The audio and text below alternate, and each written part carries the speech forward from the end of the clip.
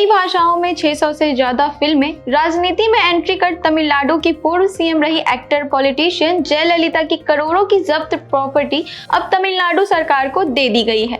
लेकिन क्यों? अब क्या नीलाम होगी जयललिता की जब्त की हुई जायदाद? उनकी प्रॉपर्टी कानूनी उत्तराधिकारी को क्यों नहीं दी गई? जानेंगे आज के इस वीडियो में।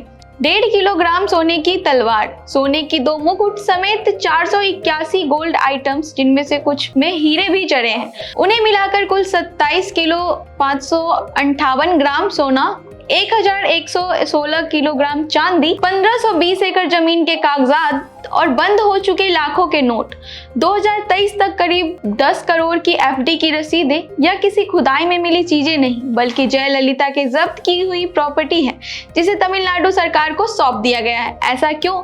पूरा मामला ये समझते हैं। साल 2014 में जयललिता को डिस्प्रोपोर्शनेट एसेट केस यानी आय से ज्यादा संपत्ति होने के मामले में गिरफ्तार कर लिया गया था। आरोप था कि उन्होंने लगभग 67 करोड़ रुपए की संपत्ति जमा की जो उनकी लीगल इनकम से मेल नहीं खाती। सीबीआई और इनकम टैक्स ने मामले की जांच की। 27 दिसंबर 2014 को बेंगलुरु के विशेष अदालत ने उन्हें दोषी ठहराते हुए 4 साल की सजा और 100 करोड़ रुपए का जुर्माना लगाया।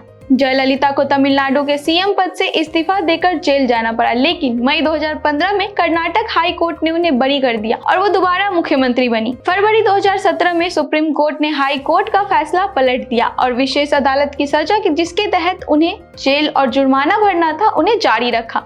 इसी बीच 2016 में ही लंबी बीमारी के बाद जयललिता का निधन हो गया और उनके संपत्ति जब्त कर लिए गए। क्योंकि सुप्रीम कोर्ट के मुताबिक उनकी संपत्ति अवैध तरीके से जुटाई गई थी, लेकिन जयललिता की भतीजी जयदीपा ने इन संपत्तियों पर दावा करते हुए लंबी कानूनी लड़ाई लड़ी।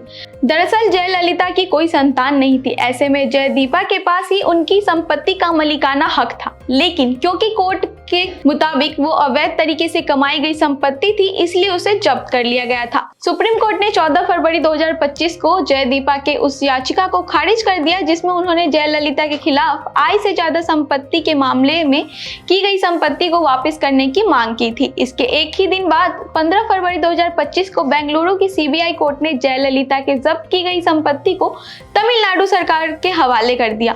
रिपोर्ट्स के मुताबिक अदालत ने लोगों की भावनाओं को ध्यान में रखते हुए तमिलनाडु सरकार को इसे नीलाम करने के बजाय पब्लिक पर्पस के लिए उपयोग करने की अनुमति दी है।